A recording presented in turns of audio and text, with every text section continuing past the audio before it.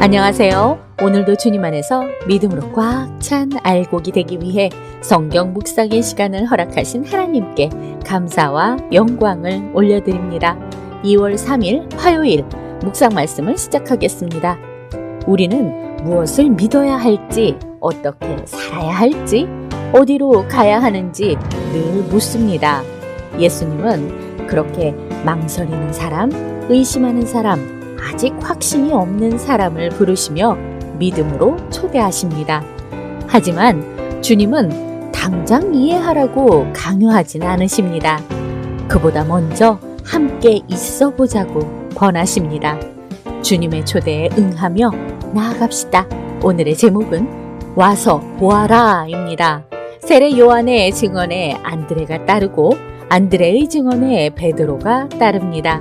예수님이 빌립을 부르시고 빌립은 나다니엘을 인도합니다. 오늘 본문 요한복음 1장 35절에서 51절까지의 말씀을 함께 듣겠습니다. 또 이튿날 요한이 자기 제자 중 두 사람과 함께 섰다가 예수께서 거니심을 보고 말하되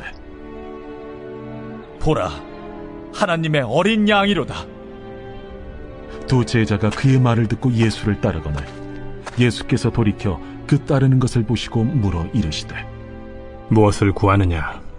랍비여, 어디 계시오니이까? 랍비는 번역하면 선생이라. 와서 보라. 그러므로 그들이 가서 계신 데를 보고 그날 함께 거하니 때가 10시쯤 되었더라. 요한의 말을 듣고 예수를 따르는 두 사람 중에 하나는 시몬 베드로의 형제 안드레라. 그가 먼저 자기의 형제 시몬을 찾아 말하되 우리가 메시아를 만났다. 메시아는 번역하면 그리스도라. 데리고 예수께로 오니 예수께서 보시고 네가 요한의 아들 시몬이니 장차 게바라 하리라. 게바는 번역하면 베드로라. 이튿날 예수께서 갈릴리로 나가려 하시다가 빌립을 만나 이르시되 나를 따르라. 빌립은 안드레와 베드로와 한 동네 베세다 사람이라. 빌립이 나다나엘을 찾아 이르되 모세가 율법에 기록하였고 여러 선지자가 기록한 그 일을 우리가 만났으니 요셉의 아들 나사렛 예수니라. 나다나엘이 이르되 나사렛에서 무슨 선한 것이 날 수 있느냐? 와서 보라. 예수께서 나다나엘이 자기에게 오는 것을 보시고 그를 가리켜 이르시되 보라, 이는 참으로 이스라엘 사람이라. 그 속에 간사한 것이 없도다. 어떻게 나를 아시나이까? 빌립이 너를 부르기 전에 네가 무화과 나무 아래 있을 때 보았노라. 랍비여, 당신은 하나님의 아들이시오. 당신은 이스라엘의 임금이로소이다. 내가 너를 무화과 나무 아래에서 보았다 함으로 믿느냐? 이보다 더 큰 일을 보리라. 진실로 진실로 너희에게 이르노니 하늘이 열리고 하나님의 사자들이 인자 위에 오르락 내리락 하는 것을 보리라. 오늘 우리에게 주시는 교훈은 무엇일까요? 35절에서 39절 말씀을 보시면 세례 요한은 보라, 하나님의 어린 양이로다 라며 다시 한번 예수님을 가리킵니다. 그리고 그 말을 들은 두 제자는 질문하지 않고 설명을 요구하지도 않은 채 조용히 예수님을 따라 나섭니다. 예수님은 그들을 돌아보시며 무엇을 구하느냐라고 물으십니다. 이 질문 앞에서 제자들은 삶의 목표나 계획을 말하지 않습니다. 그저 어디에 계십니까? 라고 물을 뿐입니다. 예수님의 대답은 짧고 깊습니다. 와서 보라. 신앙은 정보로 시작되는 것이 아닙니다. 함께 머무는 자리에서 시작됩니다. 요한복음에서 보다라는 말은 단순한 시각이 아니라 관계 안으로 들어가는 인식을 의미합니다.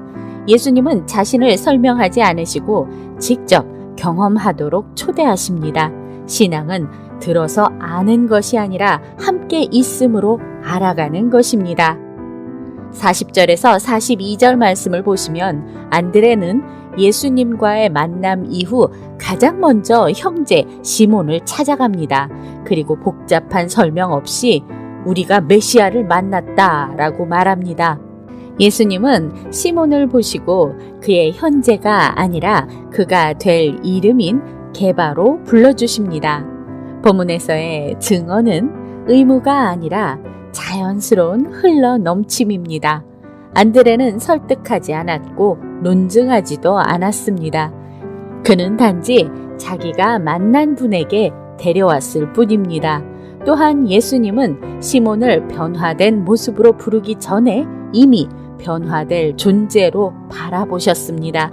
은혜는 늘 미리 불러주는 사랑에서 시작됩니다. 43절에서 51절 말씀을 보시면 빌립은 나다니엘에게 와서 보라고 말합니다.